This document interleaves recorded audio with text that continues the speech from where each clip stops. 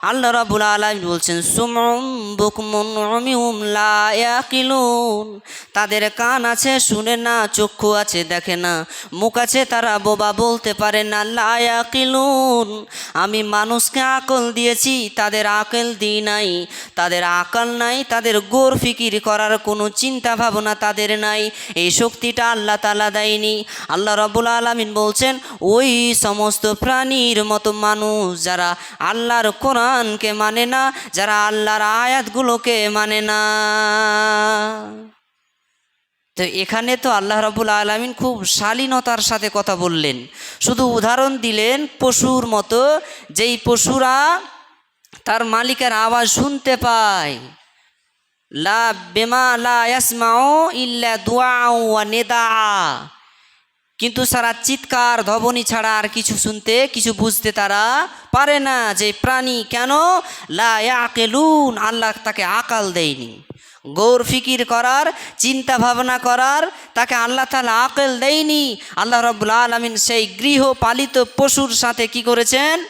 মানুষকে উদাহরণ দিয়েছেন। কাদের? যারা আল্লাহর প্রতি ঈমান আনে বটে, আল্লাহ আছেন, মরতে হবে, কবর হবে, সব কিছু হবে, কিন্তু এর জন্য আল্লাহ যে বলেছেন আমানু, ঈমান এনেছো, ওয়া আমিলু সলেহা, আর আমি তোমাকে যেটা নির্দেশ দিয়েছি সেটা তুমি পালন করো, আমল করো, এটা করেনি। তাদের উদাহরণ আল্লাহ তাআলা দিয়েছেন পশুর সাথে। কেন? একটা রাখাল সে যদি কি করে, কিছু গরু ছাগল নিয়ে মাঠে চরাতে যায়, তো মাঠে যদি চরাতে যায়, এক পাল গরু ছাগল আছে, দেখছে কিছুক্ষণ পরে যে একটা গরু অন্য কোনো মানুষের বেড়া ভেঙে তার ফসলে ঢুকে যাচ্ছে। তো মালিক যদি কি করে, ডাক দেয়, তাহলে ডাক দিলে সে হয়তো মুখটাকে ঘুরাবে, কিন্তু বুঝতে পারবে যে কেন ডাকছে। ক্ষমতা আছে, আল্লাহ এই আকলটা দিয়েছে। ওকে যদি বলে ঘুরে আয়, তো ঘুরে আসবে? আসবে না। কিন্তু ওই মালিকের আবার একটা ছেলে যদি যায় কাউরে কাছে আম পাড়তে, আর সে যদি ওকে ডাকে তুই ফেরত আয়, তো আসবে কি আসবে না?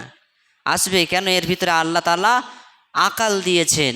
তো আল্লাহ রাব্বুল আলামিন এখানে যেটা বলতে চাইছেন সেটা হচ্ছে এই, আল্লাহ বলছেন কামাসালিল্লাযী ইয়ানিকু, হে পৃথিবীর মানুষ, ইয়ানিকু মানে পুকার না, মানে ডাকা।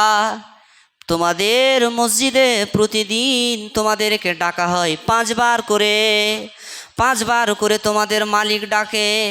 5 বার করে ডাকার পরেও যদি তোমরা তোমাদের মালিকের ঘরে নাম না লিখাও, হাজিরা না দাও, আল্লাহ রাব্বুল আলামিন বলছেন ওই মানুষেরা হলো ওই গরু ছাগলের মতো, যেই গরু ছাগলকে ডাকা হয়, মালিকের আওয়াজ তাদের কানে যায়, কিন্তু ওরা বুঝতে পারে না। তেমনভাবে আল্লাহ রাব্বুল আলামিন বলছেন যাদের কানে আজানের আওয়াজ যায় কিন্তু তারপরে মসজিদে আসে না, আল্লাহ বলছেন ওরা মানুষ নয়, ওরা হলো পশু প্রাণী। এটা আমি বলিনি, এটা আল্লাহর কোরআন বলছেন, মিনিয়ে নিবেন। আল্লাহ তো এখানে শালীনতার সাথে কথা বলেছেন। এবার আপনি চলেন, আল্লাহ রাব্বুল আলামিন আরও কঠিন করে বলেছেন, কঠিন করে। সূরা আরাফের 179 নম্বর আয়াতে আল্লাহ তাআলা বলছেন, কি বলছেন? আমি মানুষের চোখ দিয়েছি দেখার জন্য, কান দিয়েছি শোনার জন্য, মুখ দিয়েছি বলার জন্য। আল্লাহ বলছেন আমি মানুষের ভিতরে এমন কোন মানুষ এই পৃথিবীতে আছে যাদের অন্তর দিয়েছি কিন্তু এরা উপলব্ধি করে না, কান দিয়েছি কিন্তু ওরা শুনে না, চোখ দিয়েছি এরা ভালো কিছু দেখে না। আল্লাহ রাব্বুল আলামিন বলছেন উলাইকা কাল আনাম, এরা হলো চতুষ্পদ জন্তুর মতো, এরা হলো তৃণভোজী প্রাণীর মতো। তা আল্লাহ যদি আমাদেরকে শুধু এইটুকুনি বলতো যে এরা গরু ছাগল, তাহলে তো যথেষ্ট ছিল। তৃণভোজী প্রাণী মানে যারা তৃণ মানে ঘাস, যারা ঘাস খায় তাদের কথা বলা হয়েছে। উলাইকা কাল আনাম, ওরা হচ্ছে তৃণভোজী পশুর মতো। তা আল্লাহ এইটুকুন বললেই তো বুঝে নিতাম যে আমরা গরু না হলে ছাগল। কিন্তু আল্লাহ তাআলা এইটুকুন বলে ক্ষান্ত হননি, আল্লাহ তাআলা আরও আক্ষেপের সাথে বলেছেন। কি বলেছেন? উলাইকা কাল আনাম বাল হুম আযাল, বরং ওরা তাদের চেয়েও নিকৃষ্ট। তো যে আল্লাহ রাব্বুল আলামিন আমাদেরকে বললেন লাকাদ খালাকনাল ইনসানা ফি আহসানি তাকবীম, আমি মানুষকে সর্বশ্রেষ্ঠ করে বানিয়েছেন। যে আল্লাহ রাব্বুল আলামিন বললেন ফাতাবারাকাল্লাহু আহসানুল খালিকিন, আমি সর্বশ্রেষ্ঠ জাতি করে আমি পৃথিবীতে মানুষকে বানিয়েছি।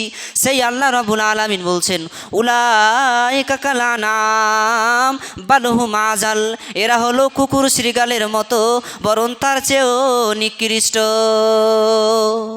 এটা আমার কথা নয়। কাদেরকে আল্লাহ বলেছেন? কামাসালিল্লাজি ইয়ানিকু, যাদেরকে আল্লাহর দিকে ডাকা হয় কিন্তু আল্লাহর কাছে আসে না, তাদেরকে আল্লাহ তাআলা বলেছেন। ব্রাদারান ইসলাম, তাহলে এবার আমরা নিজে নিজে একবার গবেষণা করে দেখব, আমি থেকে সবাই নিজে নিজে আমরা কি আল্লাহর ডাকে সাড়া দিয়েছি? যদি আমরা আল্লাহর ডাকে সাড়া দিয়ে থাকি তো অবশ্যই আমরা আল্লাহর প্রিয় বান্দা। আর যদি আমরা আল্লাহর ডাকে সাড়া না দিই তাহলে আমরা